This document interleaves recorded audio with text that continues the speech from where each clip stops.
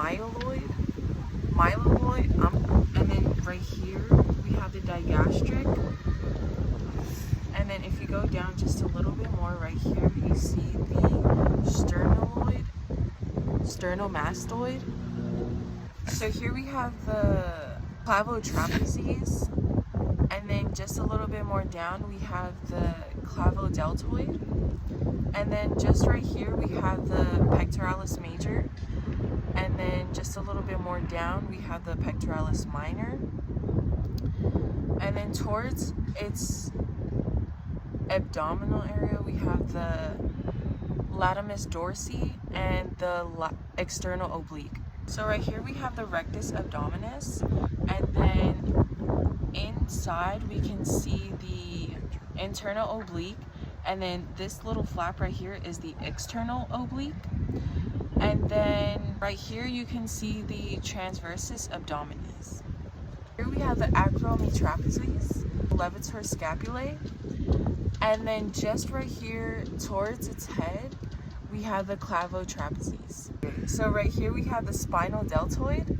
Right here we have the spinotrapezes, dormopitocularis, and the triceps, and then around the armpit area we have the clavobrachialis, and then we have the masseter, we have the clavotrapezes, and then if you open it up we have the rhomboid capices.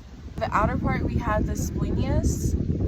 So here again we have the clavotrapezes, and then right here we have the acromeotrapezes. In this lower back area we have the spinotrapezes. Here we have the rhomboideus captus. In this area just a little bit lower we have the splenius.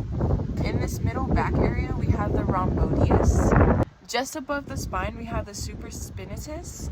Right below the spinal area we have the infraspinatus. So right here we have the acrodeltoid, and then just a little bit more down we have the clavodeltoid, and then right here we see the brachialis. Then right here by the brachialis we have the triceps and brachii. Again we have the clavotrapezes. Towards the spinal area we have the spinal deltoid, then the levator scapulae. Above the teres major we have the infraspinatus, then the scapular spine. Then in this whole area we have the serpus spinatus. Towards its tail we see the semitendinosus. This outer part we see the cava femoralis, and then this whole part we see the biceps femoris. Around here we have the gluteus maximus, and then we run into the external oblique once again. In the back of the thigh we have the sartorius, and then we also have the tensor fasciae latae, semitendinosus. And then the first layer after the semitendinosus is the semibrandosus. Below the semitendinosus is the semibromosus, the abductor femoris. All the way inside we see the abductor longus, and then we see this outer part which is the rectus femoris. In the inside of the leg here we have the flexor digitorum longus, and then the outer part is the gastrocnemics. The back of the leg right here we see the tibialis cranialis.